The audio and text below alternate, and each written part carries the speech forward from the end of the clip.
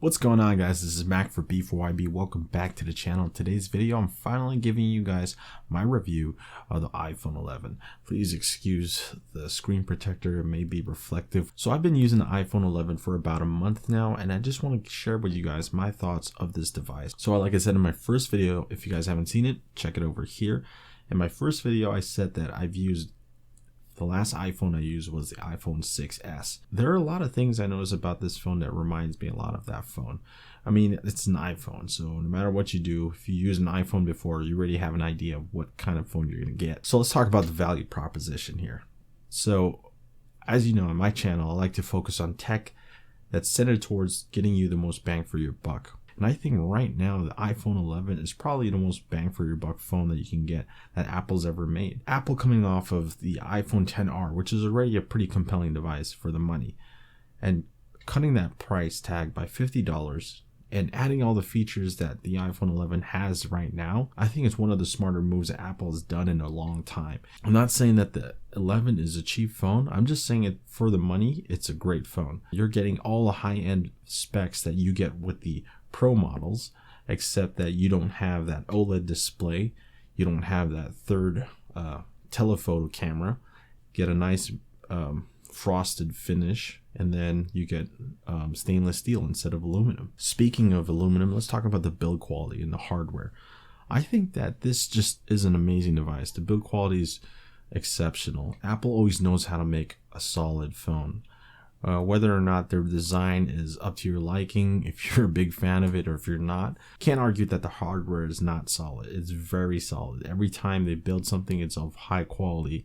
They choose the best materials, and for the most part, everything lasts. The main differences I can point out between this with the iPhone 11 and the XR is that the 11 has actually a darker finish. Although they're both considered black phones, the 11 is not a true black phone in terms of the finish on the aluminum, whereas the XR you get a true darker black color. This looks more like a space gray. A little minor thing, but it's just something I noticed and I wanted to point it out. iPhone 11 colors honestly are not as nice as the XR colors in my opinion. But the great thing is that there are options. So you still have choices. You have a lot more choices than the Pro models, and which I think is a good thing. Anytime Apple gives us a choice of color, I'm always happy about that because I know how limited their options can be at times. AirPods. Comparing the regular iPhone 11 to the 11 Pro, I definitely got to say the 11 Pro has a really nice finish on the back, not this fingerprint magnet like here that we have on the regular 11. The matte finish glass or frosted look I think is amazing. You do get that though here where the camera section is. I just kind of wish Apple just made all of their phones matte because no one likes fingerprints. I use a case on a day-to-day basis, but those things aside, if you're a person that does not use a case, that might be really annoying, but for most people, they use cases anyways. You have 4 gigabytes of RAM as opposed to 3 gigabytes on the XR, which is great. So you get a gigabyte upgrade there. You still get the same battery capacity, which is amazing, by the way. The XR already had great battery life. You have the A13 Bionic chip, which is the most powerful mobile processor right now in the market.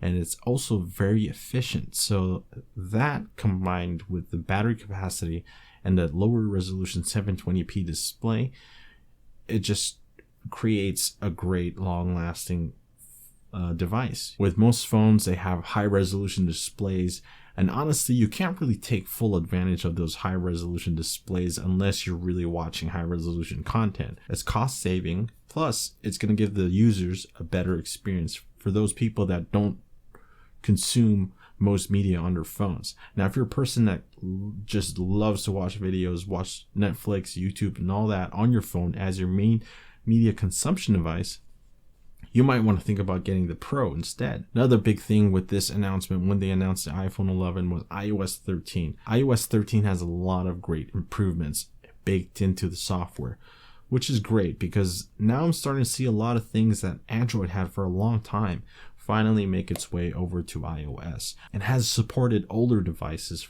for a long time. I know people are still using very old iPhones and haven't changed. And when you think about it that way, if you don't change your phone frequently, if you get one phone and use it for 3 or 4 years, then you're kind of saving a lot of money. But everyone has their own preferences. I've been a long time Android user, and there's a reason why. I still feel like there's certain things on Android that have just been implemented in a much better way. And there's just a lot more freedom and a lot more control. But with that, there's a lot of inconsistency as well. And that's one thing I'd like to say about iOS and just being in the whole Apple ecosystem. There's consistency across all their product lines, and just being able to integrate your accessories and all these little things like that working together, all these little pieces, is just huge, and it just makes it a much easier experience. As I'm getting older, I don't like to mess around my phone as much anymore. I don't like to theme or customize or root or install custom ROMs anymore. It's just because I don't have a lot of time for that anymore. Although all those things were fun, and I'm pretty sure there's a huge jailbreak community out there, I'm just not interested in that anymore. I'm just looking for stability and something that's consistent, something that's real, like a real commitment. I think I'm ready for a long-term relationship. This is how I feel with operating systems, with phones and all that. I think just now I'm just ready to settle down. God. Let's talk about the cameras real quick. Now, I don't want to dive too deep on this because honestly, I haven't done a lot of shooting with these cameras. I will though, and I may upload a follow-up video in the future if that's something that people want to see. But I just want to say this. I've used the Pixel 2 XL, I've used the OnePlus 6T, and I've tried out the other Pixel phones just like in the store, just getting first impressions. This is like the best camera phone I've used. Just by taking little portraits here and there and just testing it out with my day-to-day stuff. I'm just really surprised at the quality and how well Apple is able to step it up from their last flagship phones. Finally getting low light performance that can match the Pixel and even beat it out in certain cases.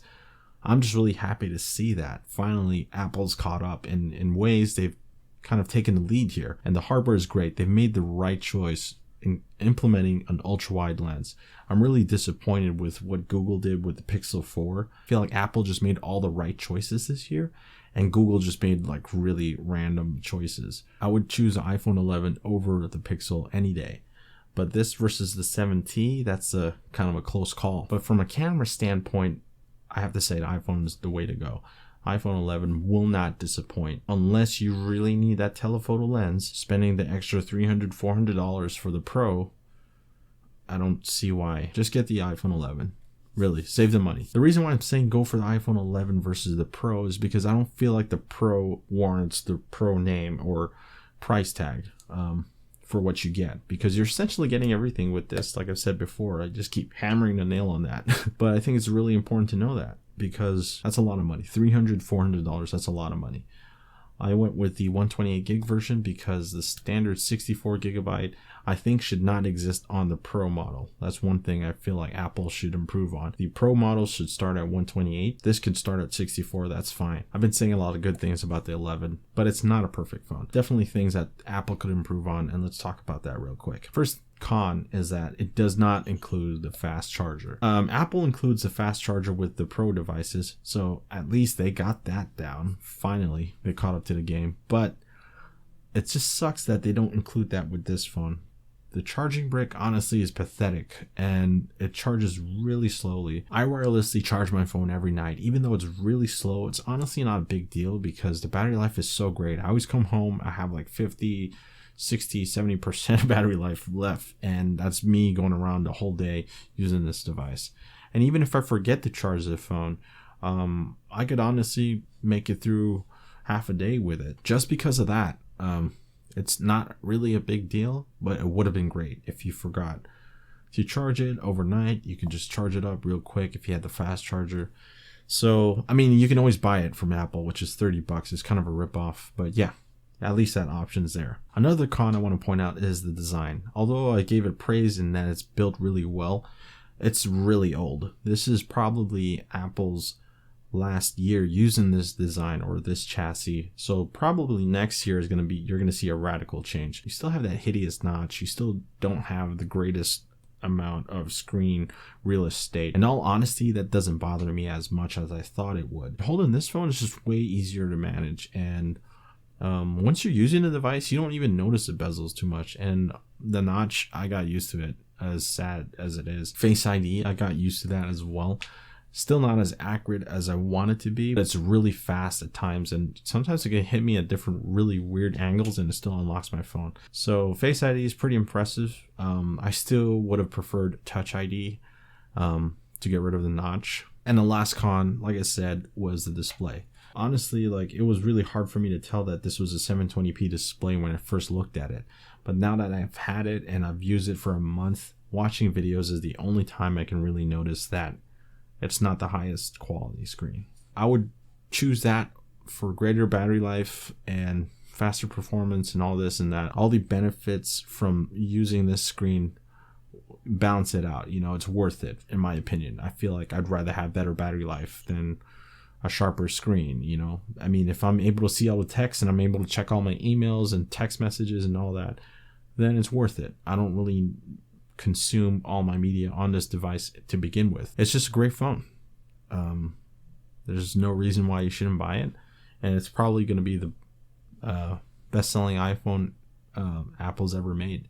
So I'm really happy with the direction that Apple's going with this phone, and I hope they continue to go towards this direction where everyone else is just raising their prices and putting ridiculous features that phones honestly don't really need.